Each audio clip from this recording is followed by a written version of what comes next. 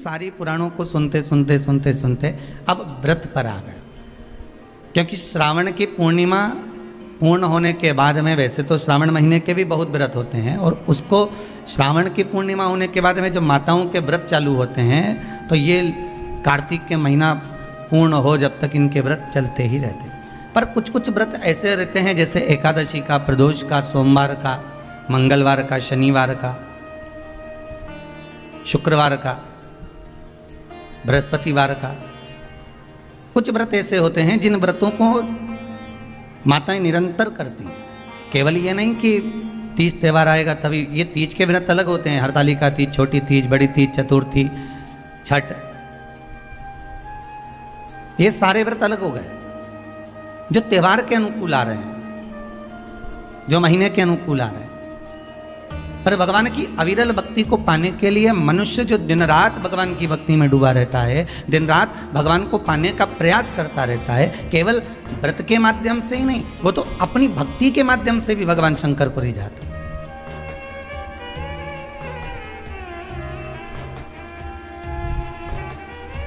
आज संपूर्ण विश्व में सबसे ज्यादा आनंद की बात तो यह है कि आज रक्षाबंधन का त्यौहार है, और रक्षाबंधन का त्यौहार होने के साथ साथ भी लोग राखी भी बंधवा रहे हैं और टीवी खोलकर शिव महापुराण की, क्योंकि व्रत नहीं छूट जाए।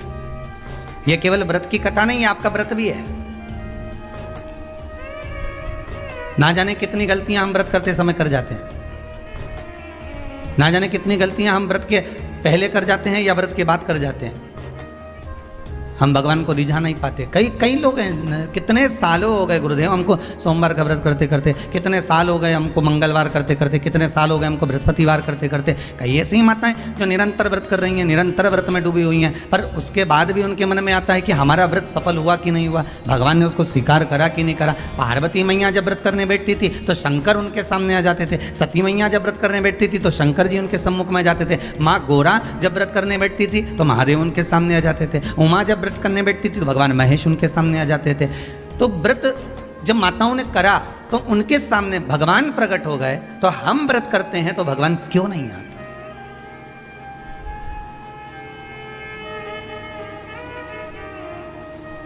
आप आए नहीं और सुबह हो गई, मेरी पूजा की थाली धरी की धरी रह गई। आखिर कारण क्या है? क्या कारण हो सकता? हम परमात्मा को इतना रिझा रहे हैं, हम परमात्मा को इतना मना रहे हैं, हम परमात्मा से इतनी विनती कर रहे हैं, निवेदन कर रहे हैं, उसके बाद भी अगर भगवान हमको ना मिले, उसके बाद भी भगवान हमारा ना सुने, तो फिर दुख तो होता है कि भगवान आखिर क्यों नहीं सुन रहा। कुछ माताएं कर रही थी, गुरुजी हमने ये करा, उसके बाद भी भगवान ने हमारा ना सुना। हो सकता है कि कुछ गलतियां हमारे भीतर की भी हो। हम इस शरीर से तो परमात्मा को रिझा रहे हैं, हम इस शरीर से तो भगवान को मनाने का प्रयास कर। कथा भी कितने सुंदर दिन प्रारंभ हुई है महाराज, श्रावण की पूर्णिमा, और कथा जो प्रारंभ हुई है वो भी व्रत। और बहुत समझने वाली बात है कि आज के दिन कई बहनें ऐसी होती हैं जो भाई के यहाँ नहीं जा पाती, कई भाई ऐसे होते हैं जो बहनों के यहाँ नहीं जा पाते।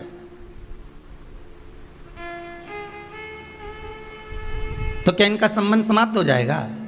अरे बोलो तो जम के नहीं। जितने लोग आस्था के सामने कथा सुन रहे हैं, बोलो जरा कि अगर बहन भाई के यहाँ नहीं जाएगी और भाई बहन के यहाँ नहीं जाएगा, और उनका आपस में तिलक नहीं हुआ, रक्षा सूत्र नहीं बंधा उनका, तो क्या संबंध समाप्त हो जाएगा? नहीं।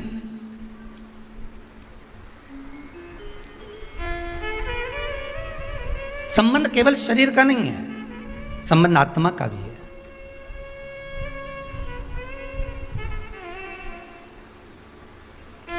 एक व्यक्ति अपने नगर में निवास करता था, रहता था, और बड़ा सुंदर भाव से वह निवास करता था। अब एक समझने वाली बात है, देखिए, शरीर का पाप कर्म और मन का पाप कर्म दोनों को देखिएगा। वो अपने गांव में, नगर में निवास करता,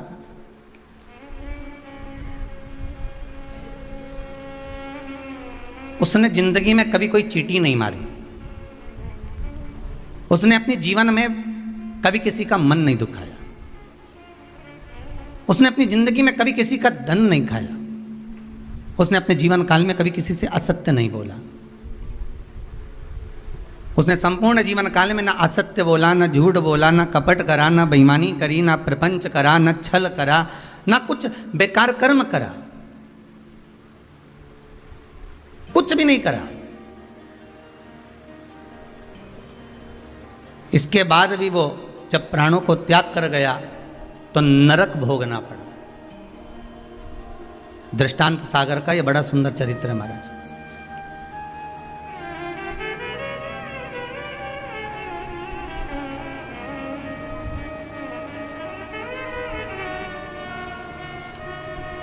नरक भोग रहा है। ऊपर गया,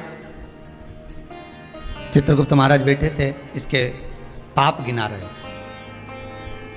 तो देवऋषि नारद का वहीं पर आगमन हुआ। श्रीमन नारायण, नारद जी ने तो पूछ लिया। संत के मन में अगर कोई प्रश्न आता है तो संत तुरंत पूछ लेता है कि आखिर कारण क्या है। भगवंत के मन में अर्थात भक्त के मन में भी कोई प्रश्न आता है तो वो भी पूछ लेता कारण क्या है। तो देवऋषि नारद ने पूछा कि ये कारण बताओ कि इसने ना कभी चोरी करी, ना कभी कपट करा, ना कभी बेईमानी करी, ना कभी प्रपंच करा, ना कभी किसी को धोखा दिया, ना किसी का धन खाया, ना किसी का वैभव खाया, ना कभी मुख से अपशब्द कहा। फिर आखिर बात क्या है कि इसको इतने सारे नरक क्यों भोगना पड़ रहे हैं? 94 नरकों में से कम 50 नरक में तुमने इसको डाल दी।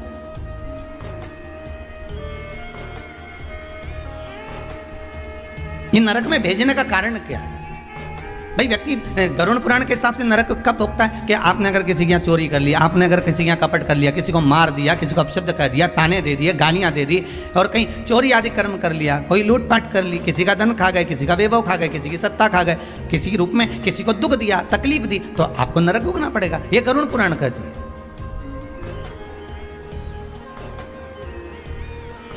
तो देवऋषि नारद ने पूछ लिया चित्रगुप्त महाराज से, धर्मराज से, ये बताओ कि इसने ये कुछ करा है क्या? तो क्या कुछ भी नहीं करा। इसने अपनी स्त्री को हाथ उठाया क्या? नहीं। इसने अपने बच्चों से कुछ कहा क्या? नहीं। बच्चों ने इसको कुछ कहा क्या? नहीं। इसने अपने माता पिता की सेवा नहीं करी क्या? करी। सब कुछ करा इसने। फिर नरक किस लिए दिया गया? नरक का कारण क्या है? क्यों नरक भेजा जा रहा है? व्रत शिव महापुराण का सबसे पहला सूत्र आज आप अच्छे से समझ लेना तो आपको पूरी व्रत की महत्वता समझ में आ जाएगी कि हम व्रत करते हैं और भगवान सुनता क्यों नहीं है। बस इस सूत्र को पकड़ लीजिए। दृष्टांत सागर का ये चरित्र अगर आपके जीवन में बैठ गया तो बाकी की शिव पुराण पूरी आपको समझ में आ जाएगी कि व्रत की मूलता क्या है।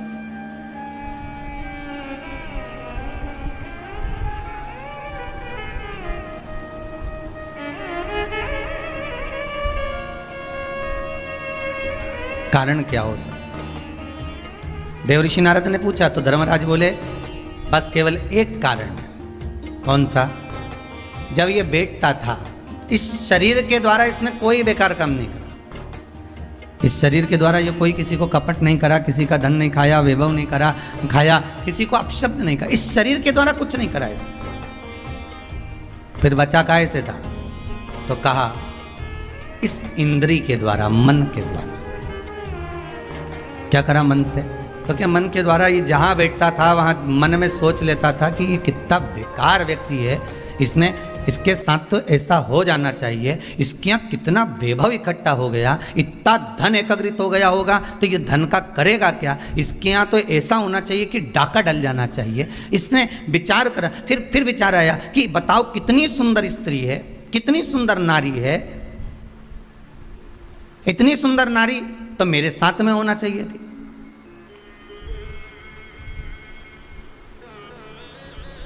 इसकी कितनी प्रॉपर्टी है, कितना वैभव है इसके पास में, कितना धन है इसके पास में। कुछ ऐसा हो जाए कि इसका धन संपूर्ण मेरा हो जाए, इसका पूरा वैभव इतना इतना जितना इसका धन है ये सारा के सारा मेरा हो जाए। अब बोलो शरीर से कुछ कर रहा है क्या वो? जितने आस्था पर सुन रहे हो, जितने फेसबुक यूट्यूब पर सुन रहे हो, दिल से बोलना, उसने शरीर से कुछ करा? नहीं। शरीर से कोई चोरी करी? नहीं। शरीर से किसी को मारा? नहीं। किसी का धन खाया? नहीं। पर कर क्या रहा है? मन से उसके जो विकार उत्पन्न हो रहे हैं, मन से जो विचार उत्पन्न हो रहे हैं, मन से वो जो गलत सोच रहा है, मन से जो उसके विचार धारणा चल रही, मन चित्तवृत्ति से जो गलत विचार उसकी दृष्टि में आ रहा है, बस वो गलत उसको नरक की ओर ले जा रहा। अब तुमने व्रत तो करा, आज कई माताओं का पूर्णिमा का व्रत भी होगा, ऐसा नहीं है, जाएगी राखी बांधने तो कह भी देगी हमारी तो पूर्णिमा जी हम तो तुम्हारे भाभी भोजन नहीं करें। भाई ननंद और आती हैं तो कह भी देती हैं कि आज तो हमारे पूर्णिमा है, हम काहे को भोजन करें तुम्हारे यहाँ, आज हमारा पूर्णिमा का व्रत है। और कई कई तो रक्षाबंधन पे इसलिए भी नहीं आती कि जाके करेंगे क्या, राखी बांधेंगे और रोटी का बोलेंगे तो रोटी तो खा ही नहीं सकते अपन, व्रत है अपना, तो एक टाइम तो खा सको। पूर्णिमा के व्रत का तो महत्व है, एक टाइम तो भोजन कर सकते हो।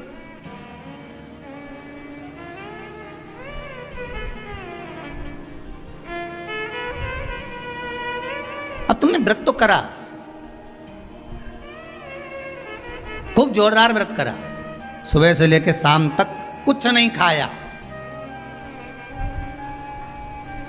कुछ भी नहीं खाया, और ये मन बार बार अगर दौड़ कर कहीं चले गया, डब्बे में सब लोग भोजन कर रहे थे और सभी लोग प्रसाद को पा रहे थे, सभी लोगों के मन में भाव आया कि कितना सुंदर भोजन बना है, आज तो बाफला एक नंबर का बना है, आज बाटी तो बहुत जोरदार बनी। अब तुमने बनाई तो जीजी के लिए ही थी, ननंद के लिए थी, घर में बेटी के लिए थी, और आज तो मेहमान आया ना, भांजा ने भांजी ने सबके लिए बनाया, और मालूम पड़े ननंद आके कह दे कि नहीं हमारा तो आज श्रावण की पूर्णिमा का व्रत है, आज हम कुछ खाएंगे ही नहीं। अब तुमने बाटी तो बना दी, बाफला तो बना दिया, पूरन पोली तो बना दी, तुमने आज आलू बड़ा तो बना दिया, सब्जी पकौड़ा मंगोड़ा सब बना दिया तुमने, पर बेचारी वो बहन भले राखी बांध रही है, भले वो माँ आई हुई है, उसका व्रत भी है, पर उसकी जो मन है ना थोड़ा सा वो बाफले में तो जरूर जाए,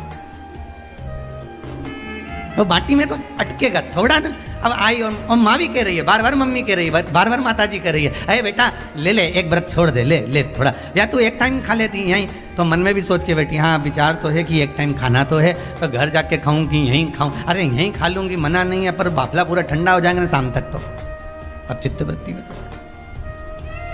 अब वो बाफला ने बाटी ने मंगोड़ा ने आलू बड़ा ने सब अटका हुआ है, वो हृदय चित्त में राखी जरूर बांध रही है, पेड़ा भी खिला रही है, सब कुछ आरती भी उतार रही है, सब कुछ करे, पर चित्तवृत्ति तो वहीं अटकी है ना।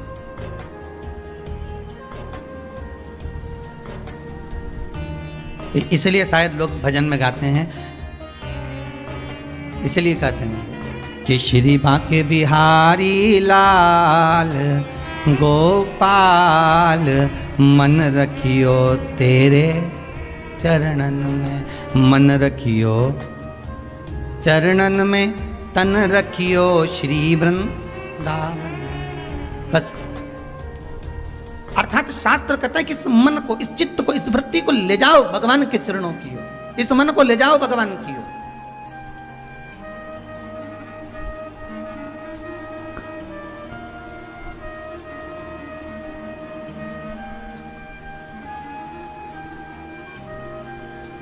इस मन को परमात्मा तक ले,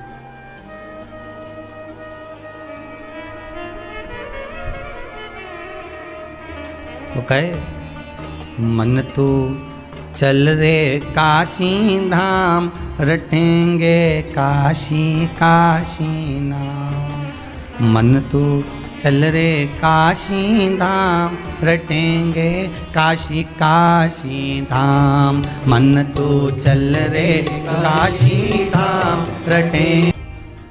शिव पुराण कहती है बहुत अलमस्त रेखा, यहाँ तक आपको पहले भी कथा में कहा, वल्लभ कुल की एकादशी करो, भले बकरी जैसे चरो, पर एकादशी करो। बार बार क्यों कहते हैं इस बात के लिए कि आप ज्यादा भूखे रहकर और बहुत शरीर को कष्ट देकर, मालूम पड़े शुगर और बीपी ऊंचा नीचा हो जाए और तुम हॉस्पिटल में पड़ी रहो, तो फिर उस व्रत का कोई मूल तत्व रहेगा क्या? नहीं।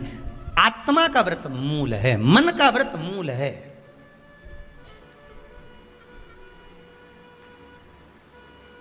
कोई तुमसे कहे ऐसा व्रत है जिस व्रत में तुम्हें सोने का हंडा मिलेगा, सोने का मटका मिलेगा, पर एक बात याद रखना, 5 दिन तक कुछ ना तो खाना है, ना पानी पीना है, ना कुछ ध्यान रखना, बस एक जगह पर पड़। अब ऐसा हंडा पाकर भी क्या करो कि सोने का हंडा तो घर में आए और तुम ऊपर जाओ। अब ऐसा हंडा पाकर भी क्या करोगे? अब मालूम पड़े सोने का हंडा तो आ गया घर के अंदर और तुम चल दिए ऊपर, बैकुंठ में ही सोऊंगा, नहीं जाना मुझे नरक, मैं झगड़ा करके बता दे, जा लड़न।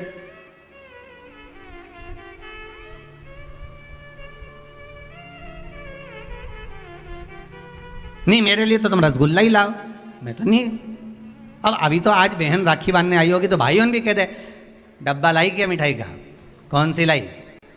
बंगाली लई की कौन सी लई बता जरा है कि मावा की लई कौन की दुकान से लई बता, उसका नाम भी बता। डब्बा पे पड़ रहा है, हाँ लिखी है,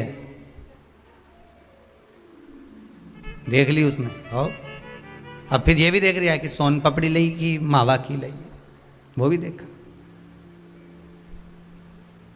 क्योंकि भाइयों भी बड़ा चतुर रहे, डब्बा देख के लिफाफा बनाए।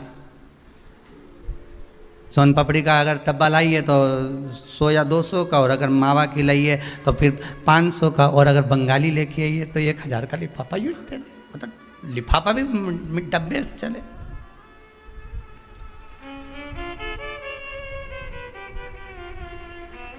और वो फिर बहन लेके आती है ना, नारियल लाती है, श्रीफल,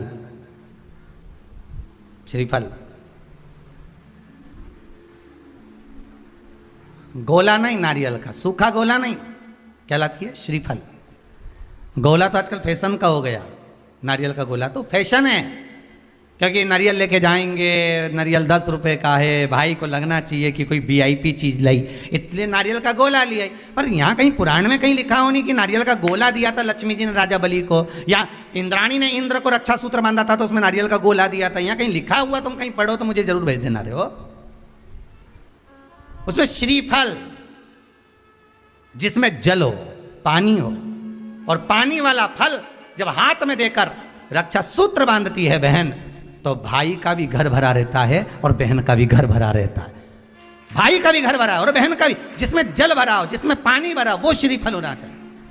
और गोला रखो, मना नहीं है। तुम्हारा मन कर गया कि गोला लेकर आई हूं कि भाभी 2-4 दिन खा लेगी, छोरा छोरी खा रहे, टोरा टोरी खाएगा, हाँ तो रख दो, तुम मना नहीं है। तुम जो दो तो गोला बाद में दे दो, पर हाथ में जब रक्षा सूत्र बंधे, जब राखी बंधे, तो तुम्हारे हाथ में श्रीफल होना चाहिए, नारियल होना चाहिए। क्यों? पहले की कथा में आप स्मरण करेंगे, जो हमने मुंबई में स्कंद पुराण वाची थी, उसमें वर्णन किया था। श्रीफल कार्तिकेय बाबा का प्रतीक है, श्रीफल संत का प्रतीक है, स्कंद का प्रतीक है।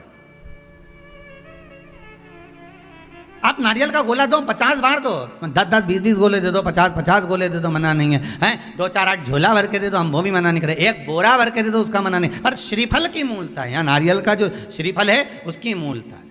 और कितनी सुंदर बात है, नारियल जो बहन भाई को देती है, श्रीफल हाथ भरा हुआ रखती है, भाई को बहन जब श्रीफल देती है तो भाई वही श्रीफल अपनी बहन को कुछ दक्षिणा अर्थात कुछ रुपया रखकर, कुछ भेंट रखकर, कुछ स्वरूप रखकर, जब बहन इतनी दूर से आई वही श्रीफल भाई फिर बहन को दे देता है, ये ले तू दे जा, तू रख ले। पर बहन उस श्रीफल को लेकर नहीं जाती है। बहन क्या कहती है? नहीं नहीं तुझे रखना पड़ेगा, तू रख। तो 2 चीज में से जब श्रीफल भाई भेंट रख कर देता है अपनी बहन को, तो बहन श्रीफल वहीं भाई के घर छोड़ देती है, भेंट का कुछ भाग लेकर चल देती है। ये बहन का प्रभाव। रक्षा सूत्र को लोगों ने बिगाड़ दिया आज के जमाने में, तो रक्षाबंधन का भी महत्व लोग नहीं जानते कि कैसे रक्षा सूत्र बनना चाहिए, कैसे रक्षाबंधन होना चाहिए, उसका भी विशेष महत्व होता है भाई, उसकी भी मूलता होती है। और एक बात कहूंगा आज रक्षाबंधन पर, आपको अच्छी लगे तो आप स्वीकार करना, ना लगे तो आप छोड़ देना। वैसे भी सीवर वाला महाराज ताड़ी तड़ी बोले ही बोले है, उसमें क्या दिक्कत? तो बोलने में तो कोई पीछे हटूंगा नहीं। एक निवेदन आप सबसे करूंगा, आपको अच्छा लगे अपने जीवन में उतारिएगा, ना लगे कोई बात नहीं, छोड़ दीजिएगा, पर उतारना जरूर। बहन से प्रॉपर्टी के चक्कर में कितना भी झगड़ा चल रहा हो, बहन का भाई से एक मकान के चक्कर में कितना भी झगड़ा चल रहा हो, संपदा के चक्कर में कितना भी झगड़ा चल रहा हो, तो भी निवेदन करूंगा, बहन और भाई तुम खूब लड़ो प्रॉपर्टी और जमीन के लिए, पर रक्षाबंधन के दिन कम से कम एक दूसरे के नहीं भी जाओ तो फोन लगाकर जीजी और बहन भाई से, भाई बहन से एक बार तो बात कर लो, क्योंकि धन अपनी जगह रह जाएगा साहब, वहां धन नहीं जाने वाला, आपका व्यवहार जाने वाला है, आपका प्रेम जाने वाला। माना उसने कुछ भी करा हो, अदालत में केस लगा दिया हो, 25 केस चल रहे हो अदालत में, 50 बार तुम्हें पेशी पर जाना पड़ रहा हो, 50 बार झगड़े हो गए, 50 बार तलवार लेकर खड़े हो गए, डंडे लेकर खड़े हो गए, एक दूसरे को मारने को तैयार हो गए, पर निवेदन है, एक माता के गर्भ से तुम जन्मे हो, कम से कम उस माता के दूध का फर्ज अदा करो। और एक बार कितना भी झगड़ा हुआ हो, इस आस्था चैनल के माध्यम से आज रक्षाबंधन के दिन भले राखी बंधवाओ मत बंधवाओ, पर एक फोन लगाकर तो पूछ लो, जीजी कैसी है, कब आएगी बता। या बहन भाई को कह दे रे कैसा है, भूल गया क्या मुझे। भाई भी कह दे लड़ाई की बात मत करना, आज के दिन बस प्रेम की बात करना कि कम से कम बहन का फोन तो आया। मेरा मन कहता है, मेरा दिल कहता है कि शायद दिवाली पर जितनी आतिशबाजी नहीं हुई होगी उतनी आतिशबाजी आपके दिल में होगी कि जिससे केस चल रहा है वो फोन लगाकर पूछ रहा है कि भाई ने पूछा बहन से, बहन ने पूछा भाई से कैसे हो, भाभी से बात कर लो, थोड़ा बच्चों से बात कर लो। माना अदालत में देखा जाएगा, लड़ाई झगड़े सब होंगे, सब कुछ होगा। कौरव और पांडवों की कथा तो देखो रे कितनी सुंदर है, कितनी सुंदर है।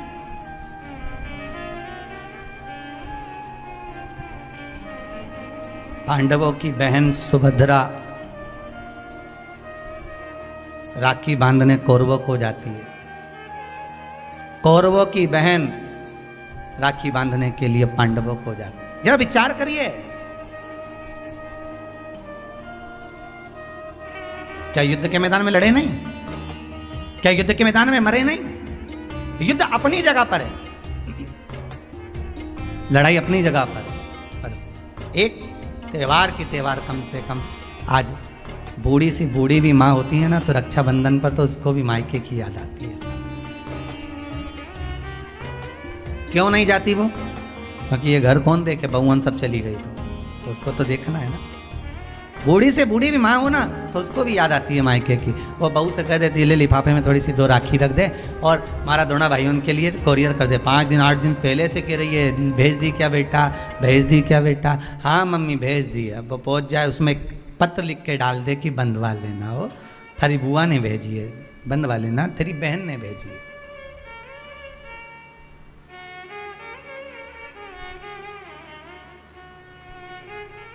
झगड़ा अपनी जगह पर चलने दो साहब, लड़ाई अपनी जगह पर चलने दो साहब,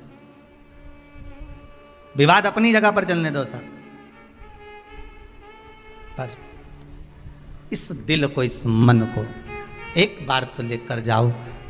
मत जाओ तुम राखी बंधवाने, मत जाओ तुम राखी बांधने, पर फोन तो लगा लो। एक बार तो दिल से कह सकते हो कि कैसी हो, भले कितना झगड़ा, कितना लड़ाई, कितना विवाद क्यों ना हो। अच्छा लगे तो आप अपने पास रखना, बुरा लगे तो छोड़ देना, हो कोई बात नहीं।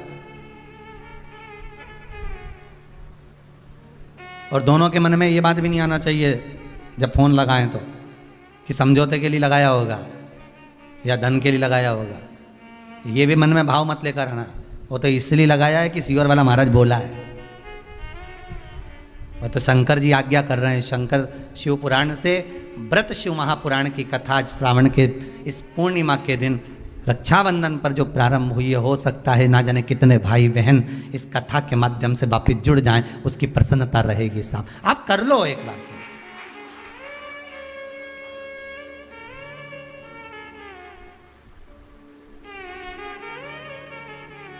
कर लो एक बार।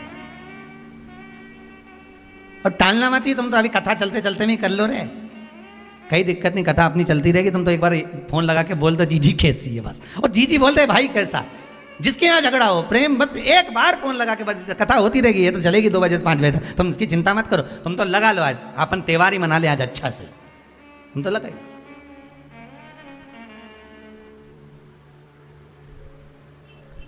और फिर सूचना जरूर देना हो हमको, व्हाट्सएप पे जरा भेज देना, समिति के व्हाट्सएप पे, कि हमारा इतने साल का झगड़ा था, बाबा ने कृपा कर फोन पे बात कराई, इतनी प्रसन्नता हुई ना। तो बड़ा ये भी हमें सुनने को मिलेगा ना, तो बड़ी आनंद होगा इस चीज़ का। आप प्रसन्न रहो, आप आनंद। शंकर की, भगवान शिव की बहन क्षिप्रिया पूरी दुनिया की सबसे बड़ी राखी वही बनती है, उज्जैन के महाकाल को। पूरी दुनिया की सबसे बड़ी राखी उज्जैन के महाकाल को ही बनती है। और कैसी थी माता क्षिप्रिया, जरा उठा के चरित्र तो देखो क्षिप्रिया माता का। क्या करती थी, भाभी भोजन बना के रखती है, नंदी को खिला के चली जाती। पार्वती जी भोजन बनाती और ननंद आती और बना हुआ भोजन उठाए सारा। जैसे ही भाभी गई बाहर बर्तन मांजने और क्षिप्रिया ने उठाया भोजन, नंदी को खिला दिया, ले नंदी जल्दी से। और नंदी नहीं दिखे तो भृंगी तू खा ले, श्रृंगी तू खा ले। अच्छा चतुर्विद्य थे ये, नंदी, भृंगी, श्रृंगी। कि खाने के बाद डब्बा कम मांझ के रख देते तो पता ही नहीं चलता था भोजन करके।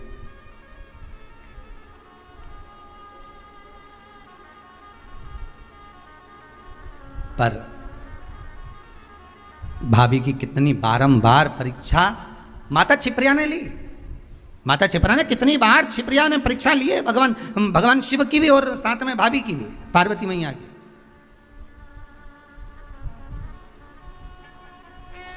कितनी परीक्षा।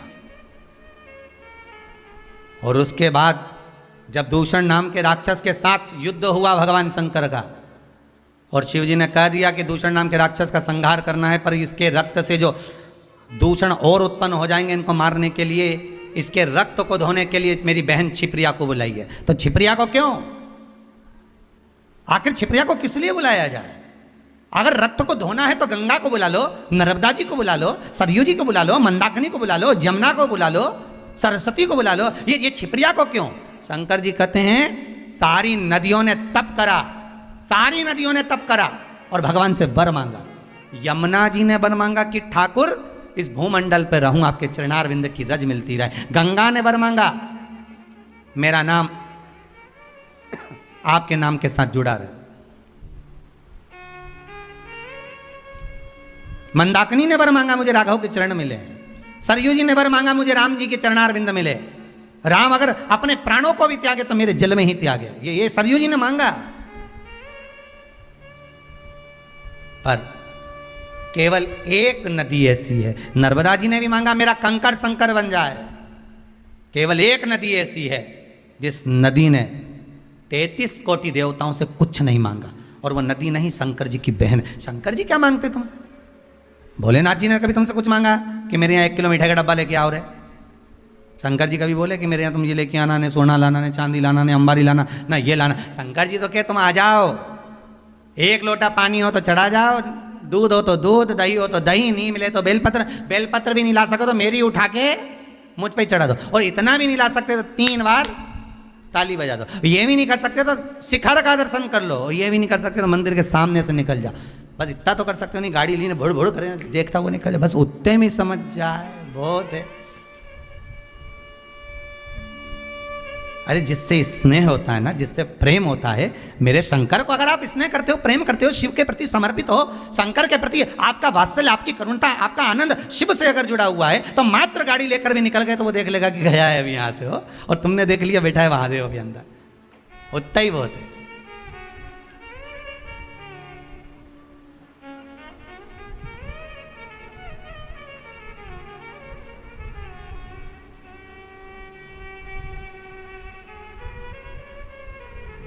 बहुत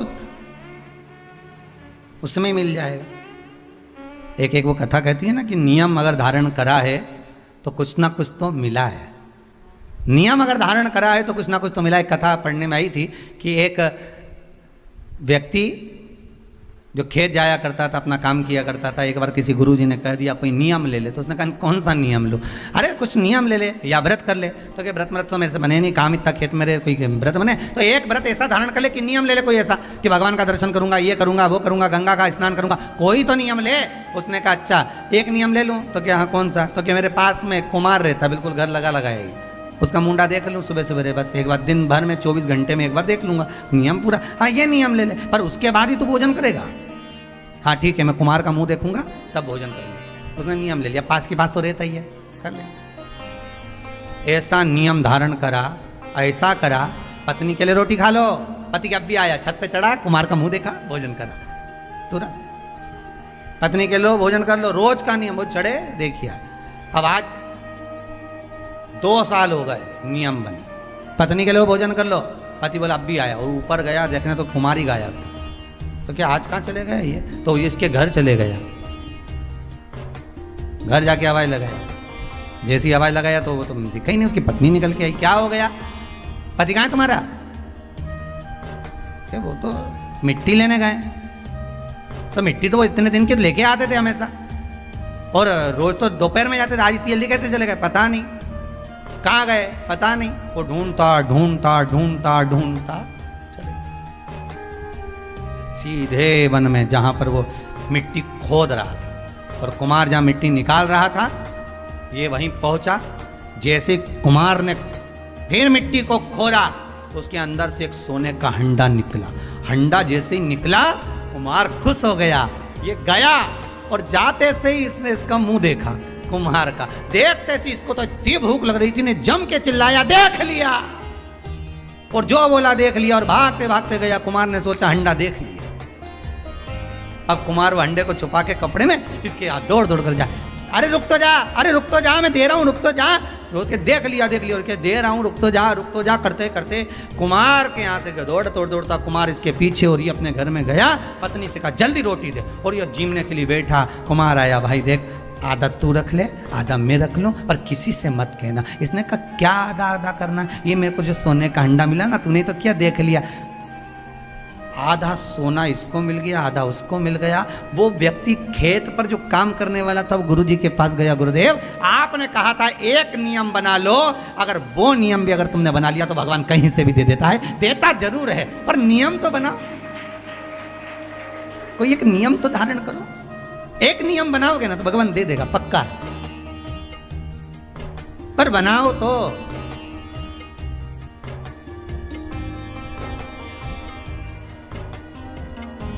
इस कहानी को एक बार चंडीगढ़ में बोला था, तो वहां पर एक माता जी उठ के बोली, अगर हम झगड़े का नियम बना ले तो हमने कहा ये बनाने की वो जरूरत का है झगड़े का नियम, ये तो बना बनाया है रोज का ही, प्रतिदिन का ही। अब इसको बना के क्या करोगे, है इसको बनाओगे भी तो क्या करोगे। नियम बना लिया, व्रत बस। आखिर जी छिप्रिया ने, शंकर भगवान की बहन छिप्रिया, आखिर इसकी इतनी बलता कैसे आ गई, इतनी प्रबलता कैसे आ गई। लोग गंगा महारानी को ज्यादा पूछें, यमुना जी को पूछें, नर्मदा को पूछें, सरयू जी को पूछें, मंदाकिनी को पूछें, पर छिप्रा की महत्वता इतनी कैसे आ गई। तो कहा यह कोई साधारण नहीं है। गंगा का जल उलाते तब ये दूषण नाम के राक्षस का जो रक्त है उसको धोते, या यमुना जी को सरयू जी को बुलाकर धुलवाते, पर मेरी बहन छिप्रिया आएगी, जल के वेग में आएगी, उसको ही क्यों। तो कहा उसने आज तक कुछ नहीं मांगा, कुछ भी नहीं। कितना सुंदर संवाद है। आज रक्षाबंधन पर छिप्रिया का चरित्र बहुत ध्यान से सुनना। उज्जैनी जाओ ना तो महाकाल की नगरी में, तो छिप्रा का दर्शन कर कर आया करो। उज्जैन महाकाल की नगरी में जब जाओ तो माता छिप्रा का दर्शन करो, कि ऐसी बहन नहीं मिलेगी जिसने अपने भाई से कभी कुछ नहीं मांगा, और उल्टा अपने भाई के लिए जब देख लिया कि दूषण नाम के राक्षस ने 84 रूप रख लिए हैं, तो क्या करूं मैं, करूं क्या। शंकर भगवान के सामने खड़ी हुई छिप्रिया कहती है, मुझे आने में देरी हो गई भैया, तो चिंता मत कर, मैं तुझे 84 टुकड़े में काट देती हूं। अपना जल का रूप रखा, 84 टुकड़े में माता छिप्रिया ने अपने भाई भगवान शिव को बांट दिया। शंकर जी 84 महादेव हो गए। पूरी दुनिया में केवल एक उज्जैनी ऐसी है जहां पर 84 महादेव हैं। पूरी दुनिया में केवल एक भूमि उज्जैनी नगरी, महाकाल की नगरी ऐसी है जहां पर 84 महादेव विराजमान है, और वो भी माता छिप्रा की देन। छिप्रिया, मैं तेरे को 84 रूप दे देती हूं भैया, 84 रूप देती हूं तेरे को, तो चिंता मत कर, जा और जाकर दूषण नाम के राक्षस का संहार करो। प्रभु भगवान शिव ने 84 रूप रखे और दूषण नाम के राक्षस का संहार करा। ये बहन होती है जो भाई से कुछ मांगती नहीं है, कुछ नहीं चाहिए। बहन तो कहती है मुझे क्या चाहिए, तुम दे भी दोगे साड़ी तो क्या करूंगे, मेरे पास तो पहले से बहुत सारी पड़ी है, क्या करना भैया। भाभी रहने दो, बस व्यवहार अच्छा रखो, प्रेम अच्छा रखो, वाणी अच्छी रखो, मीठा बोलो, अच्छे से बोलो, बस इतना चाहिए, और कुछ भी नहीं चाहिए मुझे, और कुछ नहीं चाहिए।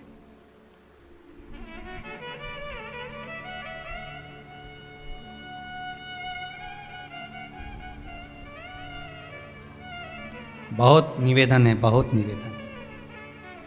रक्षाबंधन के आज के इस भाव को पहचानिएगा जरूर। लेन देन से कुछ नहीं होता, लेना और देना तो अपनी जगह पर होता है, लेन देन से कोई मतलब नहीं, मतलब है केवल प्रेम से,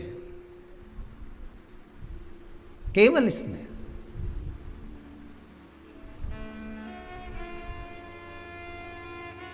भाई को लगे बहन इतनी पैसे वाली है, पति इतना कमा रहा है और भतीजों के लिए जरा सा सामान नहीं लाई,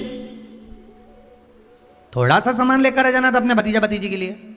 तो भाइयों से निवेदन है, बहन से ये आशा मत रखो कि भतीजों के लिए कुछ लेकर आए, आशा ये रखो कि बहन हमारे दरवाजे पर आ जाए। पहले भी कहा, फिर कहते हैं, गाय बेटी, बहन बेटियां, गौ माता और संत ब्राह्मण। संत ब्राह्मण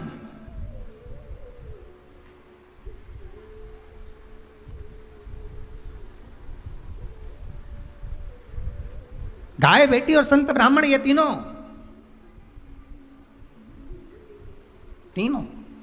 ये तीनों का बड़ा बड़ा महत्व। और ये तीनों राखी से जुड़े हुए हैं, तीनों रक्षाबंधन से जुड़े हुए महाराज जी। आज के दिन बहन तो भाई को राखी बांधती है, अपनी जगह पर है, पर आपने कथा में सुना होगा इंद्राणी ने भी इंद्र को रक्षा सूत्र बांधा था गुरुदेव के कहने पर कि ये रक्षा सूत्र बांध कर भेजिए इंद्र को। तो इंद्राणी कहती है मैं धर्म पत्नी हूं उनकी। तो क्या हुआ, आप रक्षा सूत्र बांधिए। अगर धर्म पत्नी रक्षा सूत्र नहीं बांध सकती तो यहां शास्त्र कहता है इंद्राणी ने इंद्र को युद्ध में विजय होने के लिए दिया था, रक्षा सूत्र बांधा था, स्वयं गुरु खड़े हुए। शास्त्र कहता है आज के दिन अगर बहन बेटी आए ना आए, या रक्षा सूत्र आपके हाथ में बंधा हो ना बंधा हो, या आपकी दुकान में, व्यापार में, गल्लक में, कांटे में, तोल कांटे में आदि आदि की जगह पर रक्षा सूत्र ना बंधा हो, तो किसी ब्राह्मण को फोन लगाकर बोलिए, ब्राह्मण को बुलाइए और ब्राह्मण से कहिए कि आकर हमारी दुकान में आप रक्षा सूत्र बांध दीजिए। गाय, ब्राह्मण, साधु, संत और बहन बेटी, ये तीन काल का हरण करती है, इसलिए इन तीनों की महत्वता। जब ये राखी जो बनती है ना, ये रक्षा सूत्र जो तुमने बांधा है, ये मोली जो बांधते हैं, कलेवा जो बांधते हैं, ये रक्षा सूत्र बहुत दिन तक जब बंधा रहता है, बंधा रहता है, बंधा रहता है, पूरा समय 8 महीने, 9 महीने, 6 महीने, 4 महीने, 3 महीने, जितना भी आप लोग बांध कर रखते हैं, जितना भी 8 दिन, 15 दिन, 20 दिन, जब तक आप बांध कर रखते हैं, उसके बाद में इसको खोलने के बाद कहाँ डाला जाता है?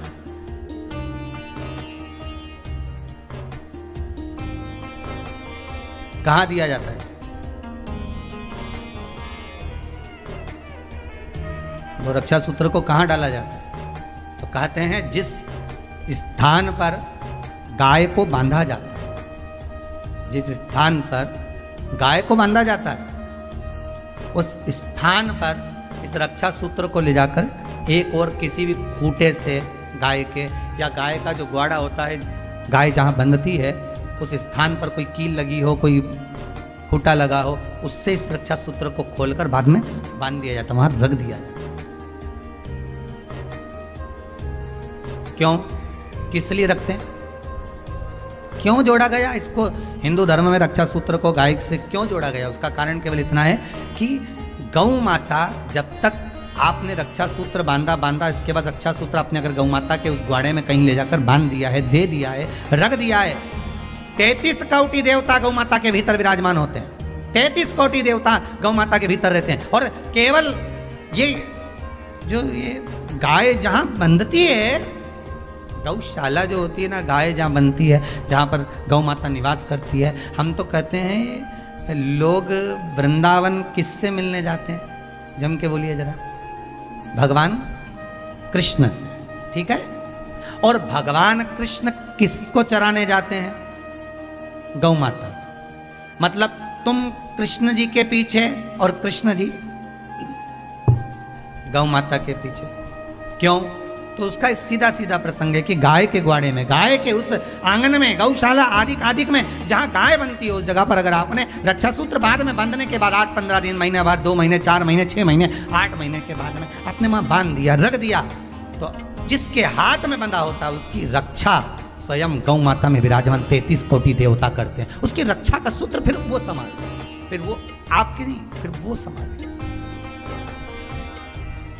कोई बड़ा काल आ रहा है, कोई बड़ा एक्सीडेंट होने वाला है, कोई ग्रह बेकार हो गया, उसको फिर संभालेगा कौन? वही गौ माता। गाय बेटी और संत ब्राह्मण साधु सन्यासी तपस्वी साधक उपासक ये संभाल लेते,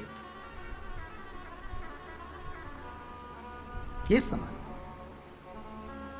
एक नियम ले लो कोई भी, एक साधना, एक व्रत करो, मना नहीं, पर शरीर से नहीं। कहा इसको नरक क्यों भेज रहे हो, इसने क्या कर दिया ऐसा नरक भेजना पड़ रहा है, क्यों भेज रहे हो, किस लिए भेज रहे हो, कारण क्या है, क्या? तो कहा कारण केवल एक ही है, शरीर, केवल एक कारण है, शरीर से तो कुछ नहीं करा, पर मन विचलित हो गया, मन ने चला गया। और जब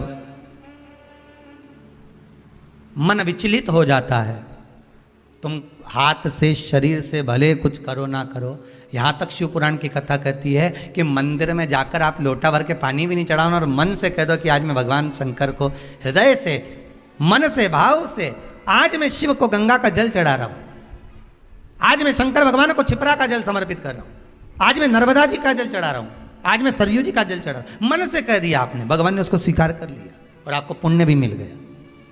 हम तो आप लोगों से ये भी कहेंगे, अगर आप आस्था चैनल पर कथा सुन रहे हो, भाव से श्रवण कर रहे हो, व्रत शिव महापुराण की कथा को सुन रहे हो, तो एक बात अपने भीतर उतार कर रखना, आप कुबेरेश्वर धाम नहीं आ सकते क्योंकि अभी लॉकडाउन चल रहा है, नहीं आना, पर घर में बैठकर आप मन से तो कुबेरेश्वर धाम जा सकते हो कि कथा चल रही होगी, मैं कथा सुन लेता हूँ वहाँ बैठकर, वहीं बैठा हूँ, कथा का रस स्वादन कर रहा हूँ, आनंद से सुन रहा हूँ, बाबा उसका भी पुण्य तुम्हारे खाते में दे देगा, बाबा उसका भी पुण्य देगा।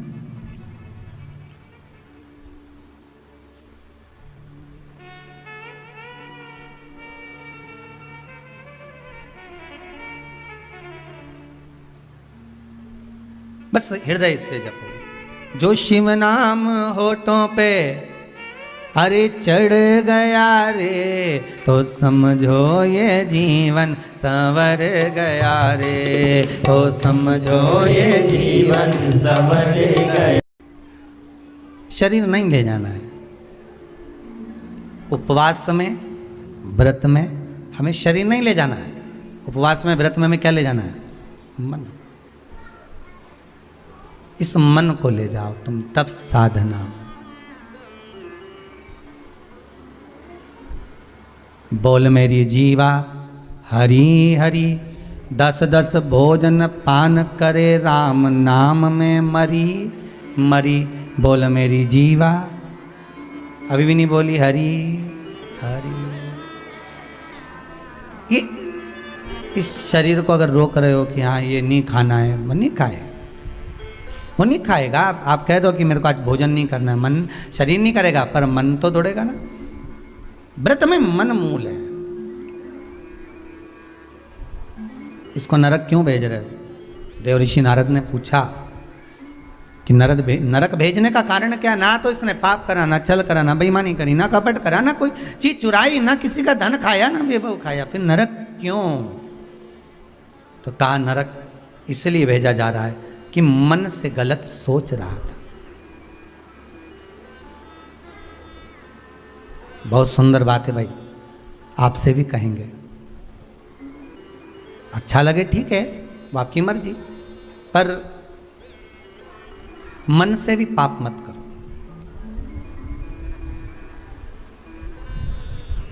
मन से पाप नहीं होना चाहिए। ये मन का जो पाप है ना, मन से किया गया जो पाप है ना, ये शरीर के द्वारा किए गए पाप से ज्यादा भोगना पड़ता है। तुमने मन में सोच लिया, हुए व्यक्ति को देखा किसी को और कह दिया बताओ कैसा है, मन में सोचा, बोला नहीं किसी को। फिर वही वाली बात आ गई, अगर हृदय में प्रेम होगा तो प्रेम दोगे, ठीक है। ये ताली एक हाथ से बजती है क्या? दो ही हाथ से बजती है ना। आप किसी को प्रेम दोगे तो सामने वाला आपको प्रेम देगा।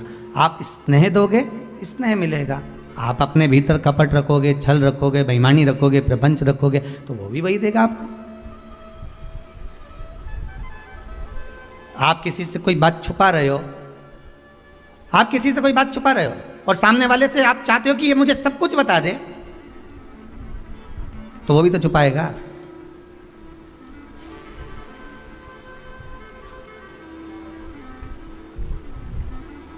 ये कितने सारे सीसीटीवी कैमरे लगने लगे, लगते हैं कि नहीं लगते? दुकानों में,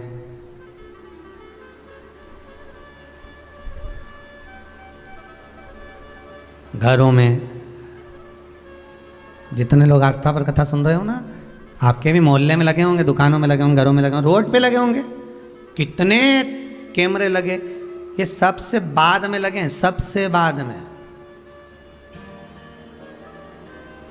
ये कैमरे तक कब पहुंचे हम, आप और हम सीसीटीवी कैमरे तक कब पहुंचे हैं?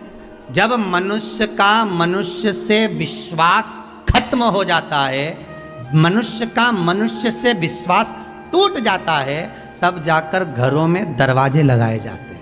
नहीं तो पहले के जमाने में तो पर्दे से काम चल जाता था, पर्दे लगाते थे। क्या खत्म हुआ? जम के बोलो जरा, विश्वास। जब मनुष्य का मनुष्य से विश्वास कम होता है, तब दरवाजे लगते हैं, तब दरवाजे लगाए जाते हैं। और जब उस विश्वास पर घात होने लगती है, जब विश्वास को तोड़ा जाता है, तब ताले लगाए जाते हैं। देखते जाओ क्या क्या बदला है। विश्वास मनुष्य का मनुष्य से कम हुआ तो दरवाजे लगे, और विश्वास पर घात हुआ तो ताले लगे। ठीक है, विश्वास का जब घात हुआ तब ताले लगे।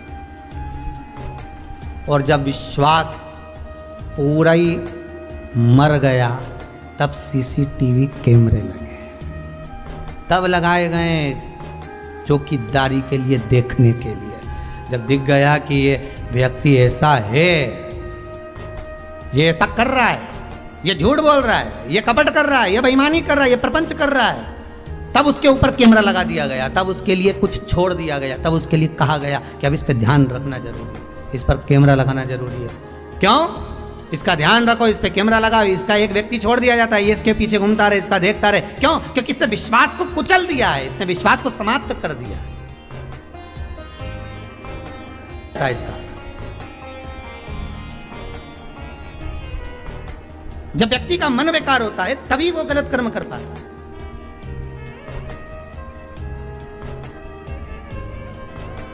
क्यों करा जाता है पूर्णिमा का व्रत? पूर्णिमा का व्रत करने का कारण क्या है, बताइए? आप इतने सालों से कर रही हो, कई माताएं कर रही होंगी पूर्णिमा का व्रत। एक समय फलाहार करती हैं, एक समय भोजन करती हैं। भोजन में खीर का होना जरूरी होता है पूर्णिमा के व्रत में। दूध की सामग्री होना जरूरी होती है पूर्णिमा के व्रत में। 12 महीने की पूर्णिमा करो, मना नहीं है। और पूर्णिमा उठाने का भी समय होता है चैत्री। चैत्र के महीने की जो पूर्णिमा होती है, चैत्री पूर्णिमा पहली पूर्णिमा मानी जाती है, इसलिए चैत्री पूर्णिमा को सिद्ध पूर्णिमा कहते हैं, कार्य सिद्धात्री पूर्णिमा कहते हैं, सिद्ध करने वाला। मनोरथी पूर्णिमा कहते हैं।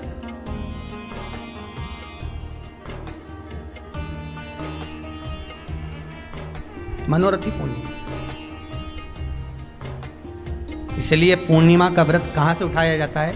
चैत्र के महीने की पूर्णिमा से पूर्णिमा का व्रत उठाया जाता है कि मैं महीने की पूर्णिमा करूंगी तो चैत्र पूर्णिमा से उसको उठा लिया जाता है। पर उसका एक नियम रहता है, आप फलाहार करें अपनी जगह पर है, पर एक समय भोजन कर रहे हैं वो अपनी जगह पर। भोजन के साथ में मीठे के साथ थोड़ा दूध की सामग्री होना जरूरी होती है। और क्यों करते हैं पूर्णिमा का व्रत, किस लिए किया जाता है, क्यों करा जाता है, उसका व्याख्यान वर्णन शिव महापुराण के अंतर्गत स्कंद पुराण में लिखा गया।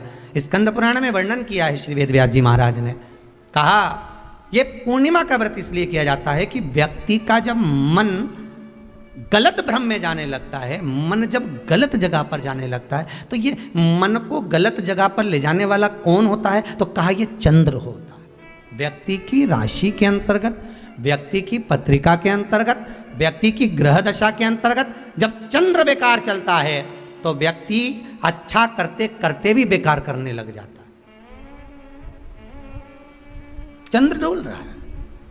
कई माताएं कहती हैं, गुरुजी हमारे बेटे को आशीर्वाद दीजिए, बहुत गलत संगत में जा रहा है। मतलब समझ जाना कि चंद्र गड़बड़ जा रहा है। बेटी अगर गलत मार्ग पर जा रही है,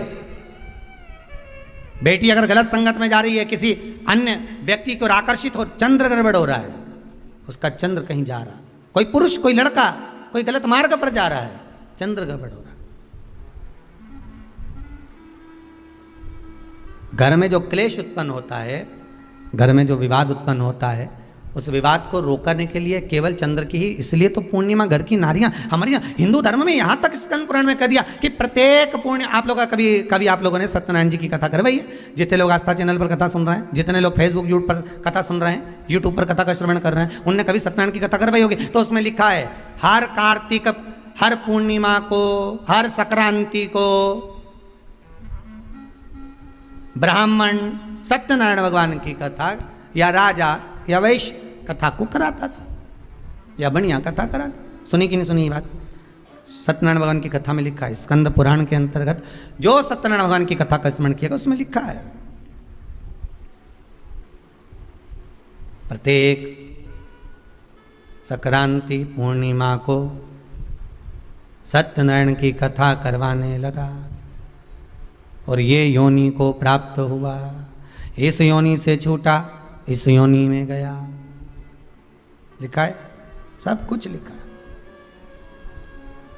अब उत्ते से समझ जाओ कि पूर्णिमा को सत्यनारायण की कथा करने का बोला है, तो पूर्णिमा को सत्यनारायण की कथा का क्यों बोला? वैसे तो रोज कराओ सत्यनारायण जी की कथा, प्रतिदिन कराओ, मना नहीं है। आप क्या कोई विशेष फंक्शन है आप सत्यनारायण जी की कथा करवा, पर पूर्णिमा संक्रांति को और संक्रांति को पूर्णिमा को सत्यनारायण की कथा का स्मरण क्यों करवाया गया? क्योंकि पूर्णिमा के दिन अगर ये भगवान का व्रत रख लेगी, पूर्णिमा के दिन अगर ये खीर का प्रसाद बना लेगी, थोड़ा सा दूध की कोई सामग्री बना लेगी और भगवान को भोग लगा देगी, भले सत्यनारायण भगवान के भाव से बनाए, भले सत्यनारायण जी के निमित्तार्थ बना, पर अगर इसने सत्यनारायण भगवान के निमित्त से बना, पर पूर्णिमा के दिन अगर ये व्रत रखेगी, उपास रखेगी या कोई सामग्री बनाकर भगवान की पूजन कर लेगी, तो इसके घर में जो अशांति है वो शांति में बदल जाएगी। इसलिए कई घरों में आज भी सत्यनारायण भगवान की पूजन हर पूर्णिमा को करती है। माता किताब लेके बैठ जाती है, तुरंत उन्हें ऑफिस जाना, कहीं काम पे जाना, और तुरंत उसने जल्दी कलश रखा, कलश नहीं भी रखे तो भगवान की पूजन कर रखे,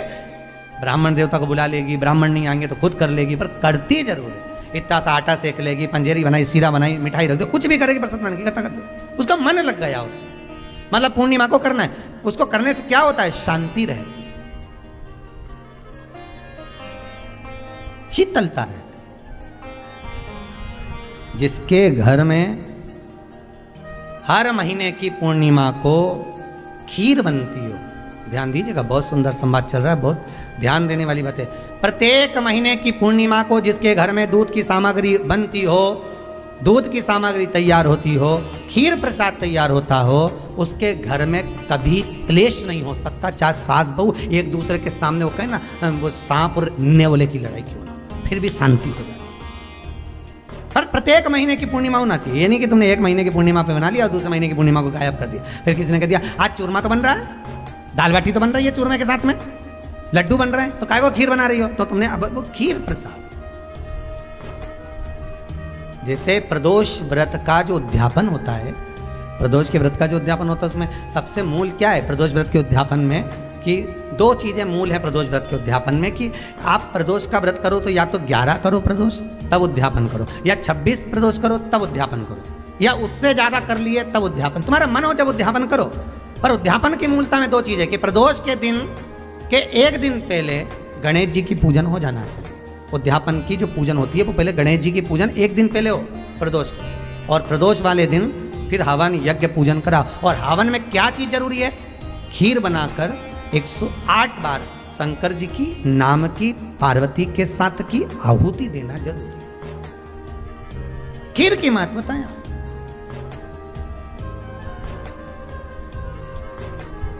चलो और सहज भाषा में समझिए, और सरल भाषा। जिस समय पर भगवान औघड़दानी में, रत्रकालदर्शी में, कैलाशी शंभू का आवाहन चंद्रदेव ने करा, कब? जब ससुर ने श्राप दे दिया कि काया का रोग होगा, काया क्षीण होने लगी, टपक टपक कर गिरने लगी, काया नीचे गिर, चंद्र रोने लगे, आंखों से अश्रु बह रहा, आंखों से आंसू बह। किसके पास जाऊं? तब देव ऋषि नारद का स्मरण किया। देव ऋषि नारायण, श्रीमन नारायण, नारायण श्रीमन नारायण। देवऋषि नारद का स्मरण कर। नारायण श्रीमन नारायण, नारायण श्रीमन नारायण, नारायण श्रीमन नारायण, नारायण श्रीमन नारायण। भाव से गाइए, प्रेम से, आनंद से। जिस व्यक्ति को रात्रि में, जैसे ही रात हो या दिन हो, भोजन करने के 15 मिनट के बाद ही नींद की झपकी आ जाए, समझ लेना चंद्र कमजोर पड़ गया, चंद्र गड़बड़ हो गया। बहुत ध्यान सुनिएगा जरा। पूर्णिमा का व्रत किसके लिए, वो भी ध्यान से दीजिए। शायद आपने कभी सुना ना सुना, पर अच्छे से सुन लोगे ना, ये व्रत कथा बार बार नहीं मिलने वाली। फिर इसके बाद तो तुम भले वो फिर फेसबुक यूट्यूब पर बाद में निकाल के भले सुनते रहना, पर सुन लो पूर्णिमा के व्रत का महत्व पूरा। एक, भोजन के बाद जब नशे जैसा माहौल हो जाए, आपको बिल्कुल कोई छेड़े ही नहीं, सोई नींद आए, जब लग जाए कि अब तो 2 क्षण सोना ही पड़ेगा, नेत्र कितना ही जगाओ तो भी नहीं माने, फिर तो बिन पिए नशा हो जाता है, जो बोले भोले गाता। तो ये जब ये चंद्र अपना प्रभाव दिखाता है तो भोजन के बाद आपको डुबा देता है। ठीक है,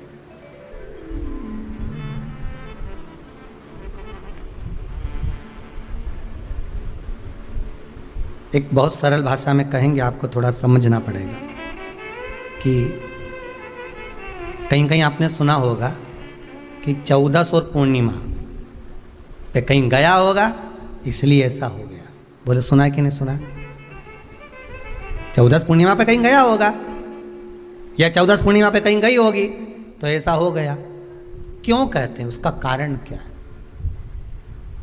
आखिर बात 14 पूर्णिमा को क्यों लोगों ने बदनाम कर दिया कि 14 पूर्णिमा पे कहीं गई होगी तो बाल खोल के गई होगी, या ऐसा करा होगा तो वैसा करा होगा तो ऐसा हो गया, या ये चीज़ इसके साथ में ऐसा हो गया, या एक्सीडेंट हो गया, या ये चीज़। कारण क्या होता है? क्यों पूर्णिमा और अमावस्या के समय पर ही ज़्यादा एक्सीडेंट के योग बनते हैं? क्यों पूर्णिमा अमावस्या के अंतर्गत ही ज़्यादा कष्ट के योग बनते हैं, बीमारी को पनपने के? कारण क्या होता है, उसका क्रम क्या है, कारण क्या है? उसका एक कारण है आपके चंद्र की महत्वता घट जाना। जब चंद्र की महत्वता घटती है तब जाकर शरीर में कहीं ना कहीं रोग की मात्रा बढ़ जाती है। और रोग अपना प्रभाव चंद्र के कारण दिखाना प्रारंभ, पर मन में बेचैनी नहीं हो, बेचैनी रहे, नींद नहीं आ रही है, कुछ मन में ऐसा लग रहा है कि कुछ होने वाला है, मन में स्थिरता नहीं आ रही, समझ लेना कि चंद्र गड़बड़ हो गया है। अब इस चंद्र को साधना है तो शिव तत्व में जाना पड़ेगा। फिर कुछ मत करिए, पूर्णिमा का व्रत चालू कर दीजिए।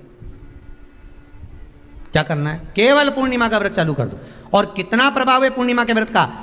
घर में 50 लोगों का परिवार है, 15 लोगों का परिवार है, 20 लोगों का परिवार है, और परिवार में से अगर एक पुरुष या एक स्त्री कोई भी पूर्णिमा का व्रत करता है तो पूरे परिवार के लोगों का चंद्र संवर जाता है, पूरे परिवार के लोगों का चंद्र सुधर जाता है। पूर्णिमा के व्रत का इतना प्रभाव शास्त्र कर रहा है, स्कंद पुराण कर रही है।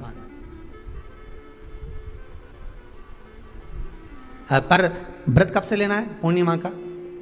चैत्र की पूर्णिमा से। ठीक है, नहीं तो तुमने सोचा इतना महत्व सुना है पूर्णिमा के व्रत का तो मैं तो आज से ही नहीं खाऊंगा, छू आज से ले लो। तो ये हर कोई सब तुम्हारा मर्जी पड़े, तुम तो आधी रात को उठ के भोजन करने लगो तो ये कहीं वर्णन नहीं है। तुम तो आधी रात के नहा लो तो ये कोई महत्व? तो हर चीज़ का एक समय होता है कि इतनी बजे उठना, इतनी बजे मंजन करना, ऐसा करना, भोजन करना, ये समय पर फलाहार करना, ये समय पर ये, तो ये सब चीज़ का एक समय होता है, हर चीज़ का एक समय। अब कथा तुम दिन में सुन लो, शाम के सुन लो, अब आधी रात को तुमको कोई उठा के 1 बजे रात के उठ, भेरू उठ जा, कथा सुन ले, तो भेरू उठेगा? और आधी रात को भेरू उठ भी गया ना तो तुम्हें भेर भी बना देगा। कथा सुनने वाला है। हर चीज का एक समय होता है। कि आपको ये समय पर आपको ये ग्रहण करना, आपको इस समय पर भगवत स्मरण करना, आपको इस समय पर नाम जाप करना, आपको इस समय पर भगवान की भक्ति को धारण करना। परिवार में अगर किसी ने एक पूर्णिमा का व्रत कर रखा है, एक व्यक्ति ने भी करा है, तो 50 की ग्रह दशा जब उसके स्पर्श में आती है, पूर्णिमा का जो व्रत होता है ना, स्पर्श का सुख दे जाता है। बहुत बहुत ध्यान दीजिएगा। जैसे आपने किसी ने पानी मांगा, आपका पूर्णिमा का व्रत है, और भले आप उठ के पानी लेने नहीं गए क्योंकि आपका व्रत है, क्योंकि जिसका व्रत होता है बेचारी वो तो ज़्यादा कुछ करती नहीं पाती है, पर किसी ने आपको पानी लाकर तो दिया ना। अब पानी लाकर जिस व्यक्ति ने दिया उसका स्पर्श तो हुआ ना। ये अभी गई थी ना दूसरी लहर कोरोना महामारी, इसको देख लो, इसको टच किया, इससे टच होकर उस पर गया, उससे टच होकर उस पर गया, तो ये कोरोना महामारी। अब जब ये कोरोना महामारी टच करने से फैल सकती है, तो व्रत का पुण्य टच करने से क्यों नहीं बढ़ सकता? विचार करिएगा जरा, उसका भी तो पुण्य। अब आपने किसी को जल दिया, जिसका व्रत था उसको जल दिया। और सरल भाषा में समझ लो, कभी मथुरा वृंदावन गए हो आप लोग? अगर मथुरा वृंदावन गए होगे, उज्जैनी गए होगे, काशी गए होगे, कहीं तीर्थ में गए होगे, या कभी कुबेरेश्वर धाम कभी आप लोग आएंगे जाएंगे, कभी आपको ज्ञात होगा, तो कभी आप लोग दर्शन करेंगे कि जब भोजन प्रसाद होता है तो लोग उसको बांटने के लिए देते हैं कि कोई आया है तो उसको कुछ प्रसाद मिल जाए, भंडारे की प्रसादी मिल जाए। तो भंडारे की प्रसादी जब वो खाता है, उसका स्पर्श होता है, स्पर्श होता है तो जिसने भोजन किया उसका पुण्य जो दे रहा होता है उसके खाते में चले जाता है, उसके खाते में गया।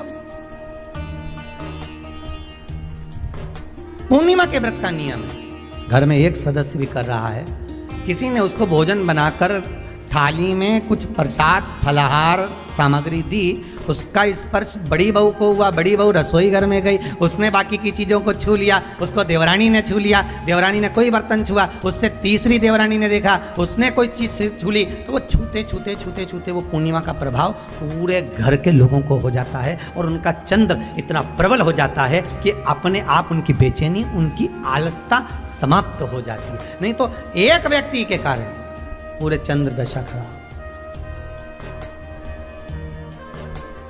एक दुखी तो सब दुखी, एक सुखी तो सब सुखी। वो देख ले कि हाँ इसको सुख मिल गया है, अब ठीक है।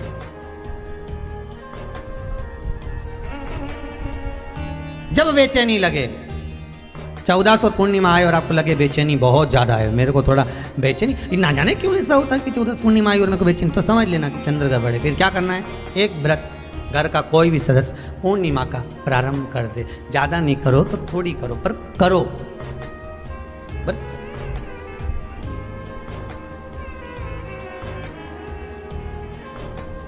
बहुत क्लेश हो रहा हो, बहुत क्लेश हो रहा हो, तो पूर्णिमा के दिन खीर का भोजन प्रत्येक महीने में एक बार ऐसा नियम बना लो, अपने दीवार पे लिख लो कि पूर्णिमा है और पूर्णिमा के दिन घर में खीर बनना ही है। केवल शरद पूर्णिमा के लिए पे नहीं हो, तुम एक पूर्णिमा पे तो बनाते हो खीर, शरद पूर्णिमा के दिन तो खूब जोरदार बना बुनो के ना डोलची के छत पे दर्द उठा के, भगवान ही दर्द कहीं कहीं तो छत पे बनाए, तो बच्चे पूछ ले मम्मी ये छत पे क्यों रखी है, तो क्या अमृत गिरेगा?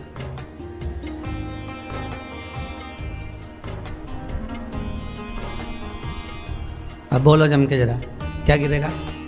हम उसका महत्व कितना प्रबल हो जाता है। खीर क्या हो, बनाइए।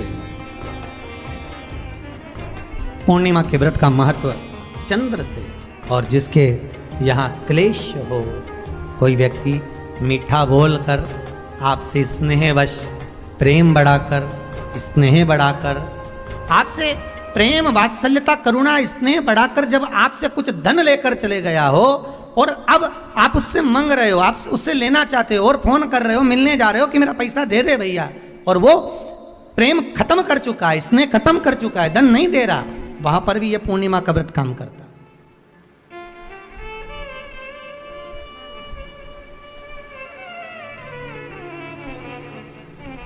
वहां पर भी पूर्णिमा का व्रत काम करता है। कहा व्रत करने वाला व्यक्ति जो पूर्णिमा का व्रत करता है, चावल का अक्षत का श्वेत वस्त्र में सफेद कपड़े में अक्षत रखकर, जो जिससे धन लेना है प्रेम वश लेकर गया है, स्नेह वश लेकर गया है और नहीं दे रहा है, उसका स्मरण कर कर ब्राह्मण देव को दे देने पर भी महाराज चंद्र की दशा सुधर कर लक्ष्मी का भाव वापिस प्राप्त हो जाता, पुनः वापिस। चंद्र से शिव भी जुड़े हैं, चंद्र से नारायण भी जुड़े हुए हैं। महाराज देवऋषि नारद का आगमन हुआ, नारद जी ने पूछा क्या बात है चंद्र, तुमने मुझे याद क्यों किया, कारण क्या है वो तो बताओ। चंद्र का कहना मेरी काया का रोग हो गया, मेरी काया गिर रही है नीचे, टपक टपक कर गिर रही है, मेरी काया का रोग है, मुझे क्या करा जाए। तो कहा एक काम करो, देवऋषि नारद बोले शंकर का स्मरण करो।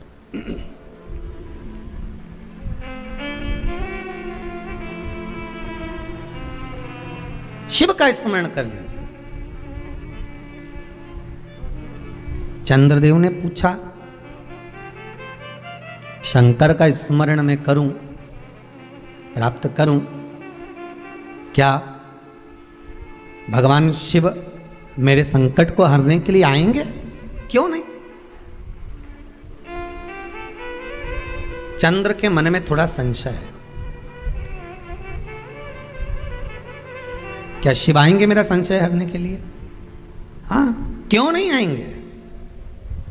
तो देवऋषि नारद के सामने एक संशय और पैदा कर दिया चंद्रदेव ने। बात ऐसी है कि मैं दक्ष प्रजापति मेरे ससुर हैं जी, और बोलिए शंकर भगवान के ससुर भी बोलो दक्ष प्रजापति हैं, सती इनको भी आई है, तो 60 कन्याएं चंद्रदेव के पास में भी गई।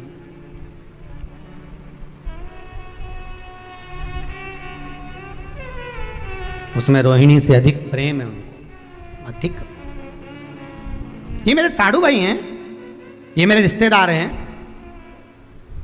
क्या एक रिश्तेदार दूसरे रिश्तेदार का रोग मिटा सकता है कि रोग बढ़ा सकता है? चंद्र के मन का संशय देखिए। फिर वही वाली बात आ गई, व्यक्ति शरीर से गलती नहीं करता, मन से बहुत गलतियां कर जाता है। आप किसी व्यक्ति से कभी मत झगड़ो, लड़ाई मत करो किसी व्यक्ति से, किसी व्यक्ति से लड़ाई मत करो आप, और अंदर से लड़ाई करो।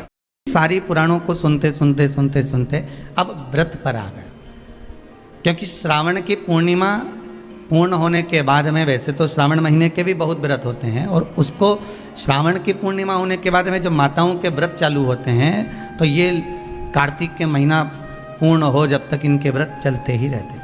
पर कुछ कुछ व्रत ऐसे रहते हैं, जैसे एकादशी का, प्रदोष का, सोमवार का, मंगलवार का, शनिवार का, शुक्रवार का, बृहस्पतिवार का। कुछ व्रत ऐसे होते हैं जिन व्रतों को माताएं निरंतर करती हैं। केवल ये नहीं कि तीज त्यौहार आएगा तभी, ये तीज के व्रत अलग होते हैं, हरतालिका तीज, छोटी तीज, बड़ी तीज, चतुर्थी, छठ, ये सारे व्रत अलग हो गए जो त्योहार के अनुकूल आ रहे हैं, जो महीने के अनुकूल आ रहे हैं। पर भगवान की अविरल भक्ति को पाने के लिए मनुष्य जो दिन रात भगवान की भक्ति में डूबा रहता है, दिन रात भगवान को पाने का प्रयास करता रहता है, केवल व्रत के माध्यम से ही नहीं, वो तो अपनी भक्ति के माध्यम से भी भगवान शंकर को रिझाता है।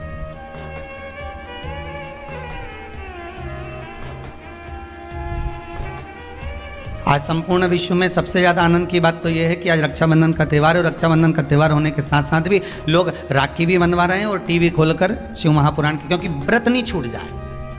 यह केवल व्रत की कथा नहीं है, आपका व्रत भी है। ना जाने कितनी गलतियां हम व्रत करते समय कर जाते हैं, ना जाने कितनी गलतियां हम व्रत के पहले कर जाते हैं या व्रत के बाद कर जाते हैं।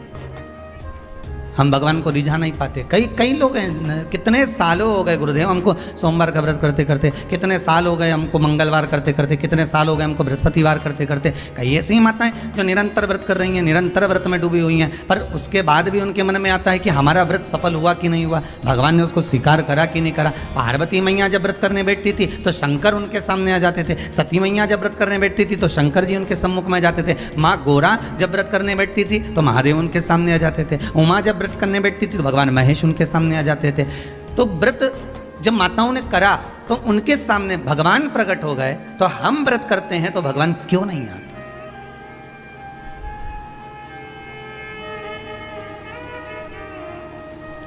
आप आए नहीं और सुबह हो गई, मेरी पूजा की थाली धरी की धरी रह गई। आखिर कारण क्या है?